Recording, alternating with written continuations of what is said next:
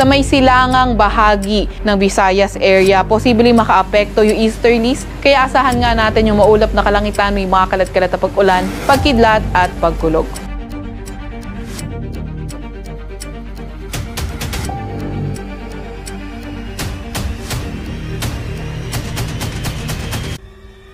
Manatiling may kaalaman at manatiling ligtas sa pamamagitan ng pagbisita sa aming YouTube channel para sa mga real-time na ulat panahon sa ating bansa. Laging tandaan, maging alerto at iba yung pag-iingat sa banta ng ulan, baha at pagguho ng lupa. Ngayon, oras na para marinig mula sa ekspertong meteorologist. Bibigyan tayo ng malalim na pagsusuri sa lagay ng panahon at ipapaliwanag ang anumang mahalagang kaganapan sa ating panahon ngayon o sa mga darating pang araw. Para naman sa lagay ng panahon sa may Mindanao, better weather yung inaasahan natin, pero may mga tsansa pa nga rin tayo ng mga localized thunderstorms. Para naman sa lagay ng panahon sa may Visayas, dito sa may silangang bahagi ng Visayas area, posibleng makaapekto yung easterlies. Kaya asahan nga natin yung maulap na kalangitan, may mga kalat-kalat na pag-ulan, pagkidlat at pagkulog.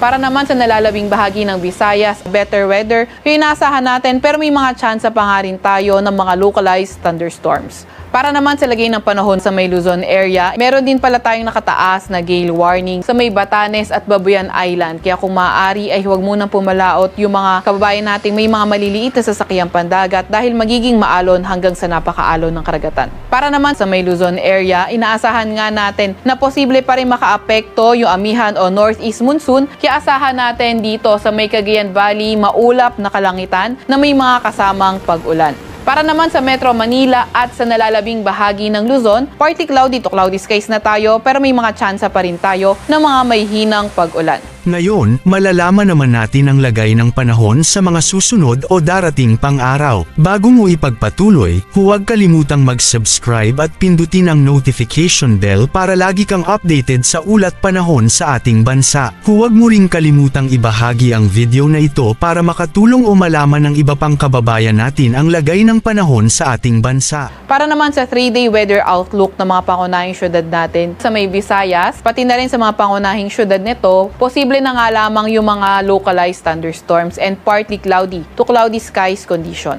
Thursday, sa malaking bahagi ng Luzon, posible pa nga rin makaapekto yung amihan. Kaya asahan nga natin yung partly cloudy to cloudy skies. May mga tsansang may hinang pag-ulan dito sa Metro Manila, Baguio City at sa may Legazpi City. Pagdating ng Friday at Saturday, posible na humina yung epekto ng amihan kaya may mga localized thunderstorms na tayong inaasahan. Para naman sa areas ng Mindanao, inaasahan natin dito sa may Metro Davao, pati na rin sa may silangang bahagi ng Mindanao area, kabilang na ang Caraga, ay posible yung mga kalat-kalat na mga pag-ulan, pagkidlat at pagkulog for Thursday, pero improving weather pagdating ng Friday at Saturday. Para naman sa nalalabing bahagi ng Mindanao, kabilang ng Cagayan de Oro City at Zamboanga City, asahan naman natin mga tsansa ng mga localized thunderstorms Thursday until Saturday. Agwat at temperatura sa Metro Manila maglalaro mula 22 to 31 degrees Celsius, 21 to 31 degrees Celsius sa may Lawag at sa may Tugigaraw. Sa may Baguio ay 14 to 22 degrees Celsius, 20 to 29 degrees Celsius sa may Tagaytay at 23 to 30 degrees Celsius sa may Legazpi. Para naman sa may Puerto Princesa, 24 to 31 degrees Celsius at 24 to 31 degrees Celsius din naman sa may Kalayaan Islands. Agwat ang temperatura sa may Cebu at Iloilo maglalaro mula 25 to 31 degrees Celsius. Sa may Cagayan de Oro naman at Tacloban ay 24 to 31 degrees Celsius. Sa may Zamboanga, 24 to 34 degrees Celsius at 24 to 33 degrees Celsius naman sa may Davao. Yan muna ang ating weather update ngayon. Sana ay nakita ninyo ang broadcast na ito na nagbibigay kaalaman at kapaki-pakinabang. Maraming salamat sa DOST Pag-asa sa pagbabahagi ng kanilang mahalagang insight o ulat panahon. Samahan kami sa susunod para sa higit pang mga weather update sa ating bansa at manatiling nakatutok sa weather update ng bansa at huwag kalimutan i-share at mag-subscribe na rin. Mabuhay ang Pilipinas!